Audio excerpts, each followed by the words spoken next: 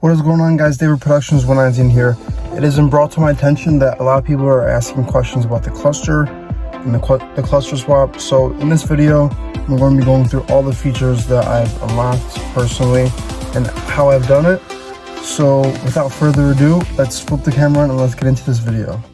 So guys, the things you need for this cluster swap is number one, a Tazer. This is the most important thing you need.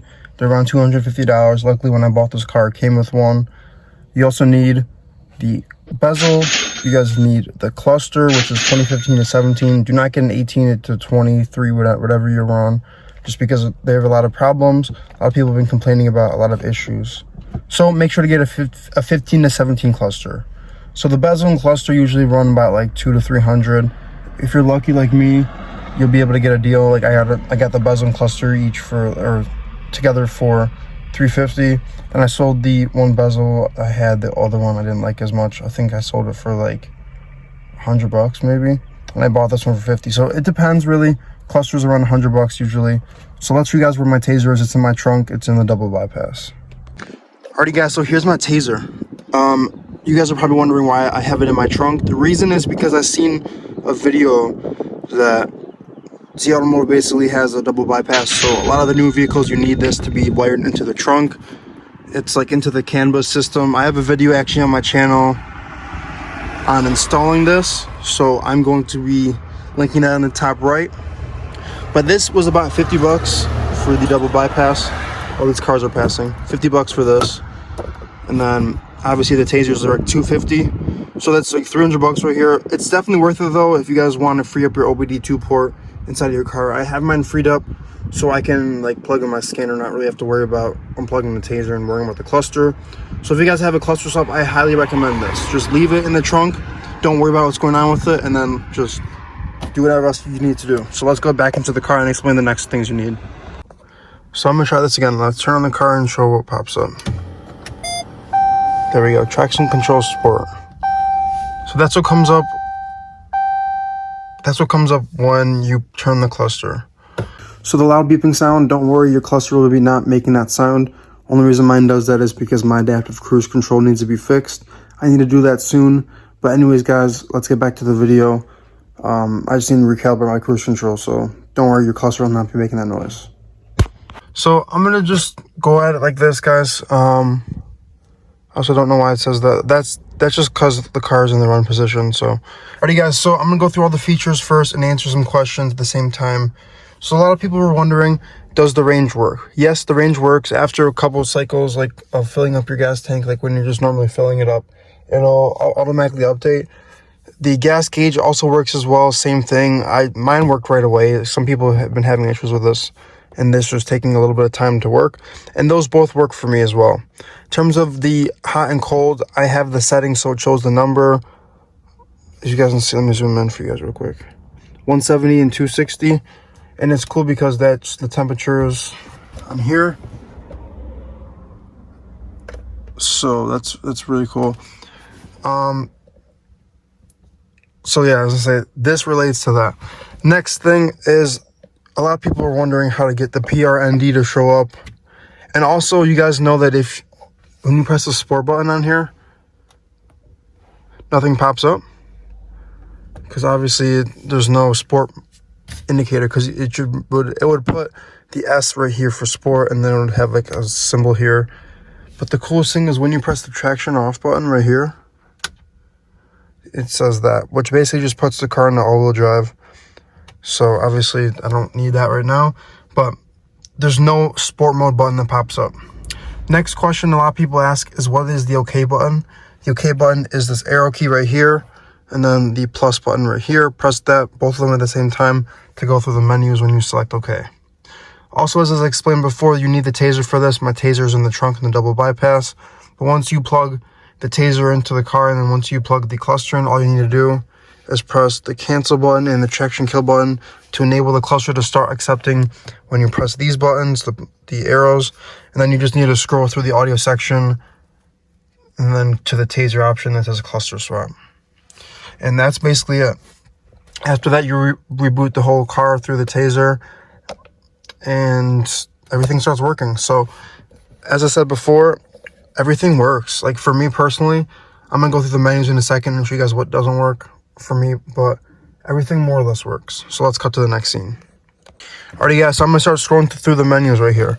So this is the first page. It has the speedometer on it. I'm gonna zoom this in because the outside doesn't really matter. But so the middle page has the speedometer on it. Second page, vehicle info. I like keeping on this one, rear wheel drive, all wheel drive, because I have an all wheel drive car. I have battery voltage, I have intake air temperature. Now some people has gotten this to work, some people haven't.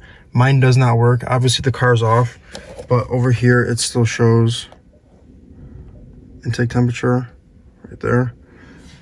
So I don't know, I don't really care too much about that because I don't really look, I honestly don't even use these menus that much, but it's cool to have them. Next we got engine torque. That's cool, it goes up to 397. And then engine power, it's cool as well, so it shows your power. What's cool about that is that this screen also has it, but it's like that.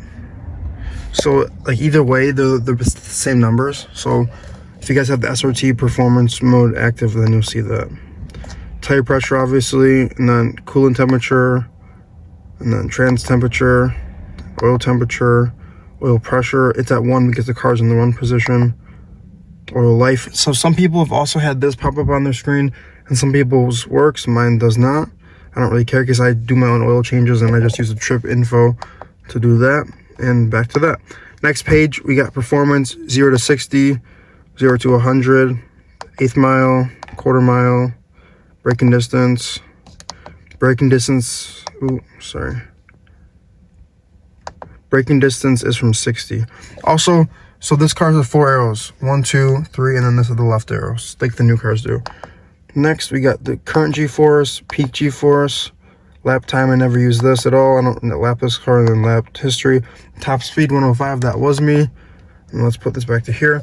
And next page, we got driver assist. Obviously, if you have a lane keep assist for the new cars, but this car doesn't have it. This car does have adaptive cruise, but mine does not work because it was broken before. Just need to reprogram it eventually. Next page, we got fuel economy. I'm averaging 13.3, which is pretty good. I just reset this yesterday when I was driving so I could get a higher range. Next page, we got trip info. This is what I use for my oil changes. I drove 366 miles on this oil so far. This is the other one. But next page, audio. So this is the Tazer settings. You guys have know about this. Let me zoom out real quick. So to access that, you press the back button and the cancel button. You can go through the menus, change some settings. I don't really need to do that because no settings really need to be enabled for this, except for the PRND, which I'll talk about in a second. Next page, we got messages. I got no messages saved. Screen settings, screen setup. So I'll go through this in a second. And then next, this speed warning. You can set a speed warning so the car will ding when you hit a certain speed. And then diagnostics, you can press OK. Scan codes if you have any check engine lights. Back to speedometer. So guys, I'm going to cut you guys to the next scene and I'll explain about the PRND and a couple more questions as well. So this is the screen settings page. To enter the page, press OK. So press the arrow and then the plus button. So let's do that real quick. So what's cool about this is that you can decide what's where. So in the top left, I have my range. Top right, I have average miles per gallon. This can go reset to the defaults.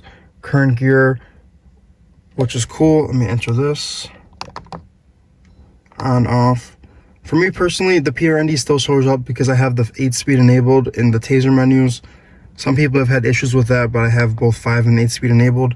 Obviously, leave this on. And then, let's see, go down here.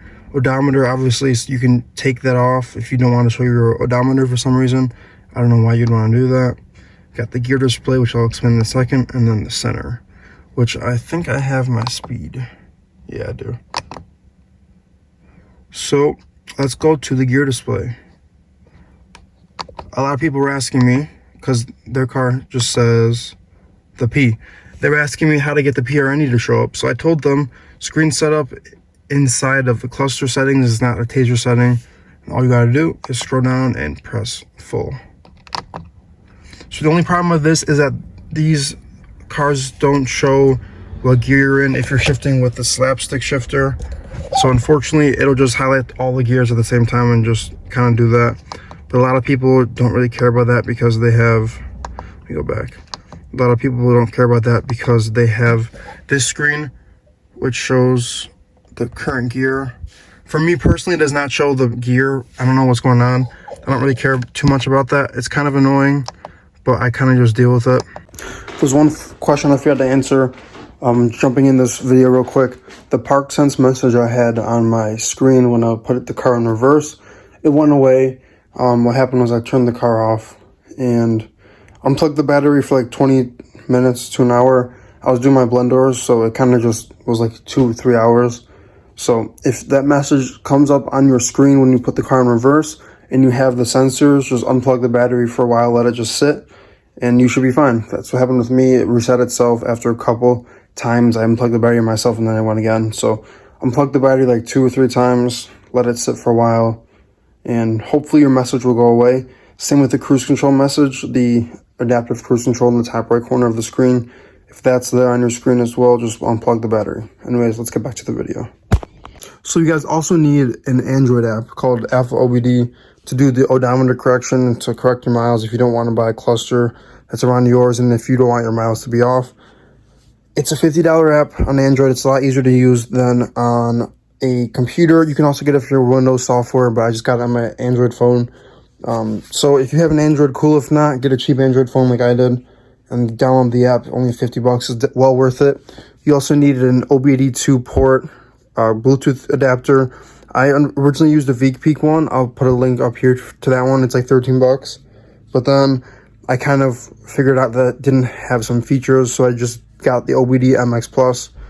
I'm going to link that one down below. I'll put a picture of it right here. It's like $140 on Amazon. It was definitely worth it because I use it for my OBD Link app as well to scan codes and everything. So definitely get that. And let's get back to the video. I just wanted to add this little clip in because I forgot to talk about it. So guys, I'm going to be jumping in real quick and filming a how-to on how to correct miles. So let's open up the app. As you guys can see, OBD Link for the OBD MX Plus, but Alpha OBD. Alright, so what you're going to want to do is hit the Bluetooth right here. And obviously, OBD MX Plus right there. You click that and connect. And then it would say connected. And then now you down here, you select Dodge RAM. And then you Dodge Charger LD. And then for this, you want to connect to the instrument panel. And then, obviously, since it's a new cluster, you want to click the 2015 Plus. And then all you do next is just click connect. And then after that, you click over again. And you click over one more time. And now, right here, you get to the screen. It's a little car icon with the hood open. Select procedure, scroll down. Just be careful, guys. Don't really play around with this too much. Just because if you press a couple settings wrong, you could break your car. So just make sure to click the right things. Odometer correction. And then right here, you type in the miles, like you just type in a number. Obviously the keyboard. And also after that, you just click start. So what happened with me is I had to click start a couple times for it to work because it wouldn't work before. And then you just reset the car by just turning it off. Mine actually worked within like a minute or two it updated. And obviously some people have said that you have to put it in kilometers, but I just did miles and it was perfect. So type in the miles that you have on your car, click start a couple times, and you should be good. There's a couple more features in here. Let's see. VIN right if you want everything to switch over. I wouldn't really mess with that. Engine hours, there's there. And then reset dealer oil change display. Oh, that's cool. So anyways, guys, just make sure to not be pressing random buttons in here, because this is definitely not something to play with. So overall, guys, was this worth it for me? Definitely yes. I love this new cluster. The number, the speedo is bigger. I love it. In terms of the pages and everything works. Just make sure to leave your Tazer plugged in. I would just recommend getting the double bypass. In terms of this, like, this is an awesome deal. Definitely try to get these for a lower price for everything. What's also cool is that when you're mapping something, let's say you have nav, if you map something, like, it'll just show in the screen, which is cool, just like the other one did. It has all the same features as the old cluster, except this one's a little bit better. It's a lot better, actually. It has better pages. It has better like, I don't even know how to describe it. It's better pages, better gauges, and a lot more information, and it's just very useful. In terms of the Tazer, when you set it to SRT mode, not the drive mode SRT, because that'll throw an airbag light. So to get the 170 and the 260, just set it to SRT, and you'll get that. In terms of everything else, all the questions are answered. The range works, gas works, PRND shows up. The only thing that doesn't work for me is my intake air temperature, and also when you slap in slap shift mode, that doesn't work as well. Also, my current gear doesn't display on this, but that's a whole nother problem. In terms of the cluster, everything works perfectly. I got a 160 gauge cluster because I don't need the 180 one from the SRTs, so I'm not going 180. I don't really care about that. So anyways, guys, find these for around $100. Definitely do the swap yourself. Don't pay anybody to do it. It's very easy.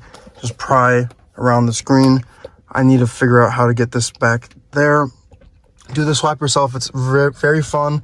It takes about like an hour to an hour and a half if you know what you're doing. If you don't know what you're doing, then it's even more fun. But thank you guys for watching, and I hope this helped a lot of people out. I just want to make sure everyone's on the same page. You need the Tazer. Cluster is $100. Bezel's around $100. Don't spend too much.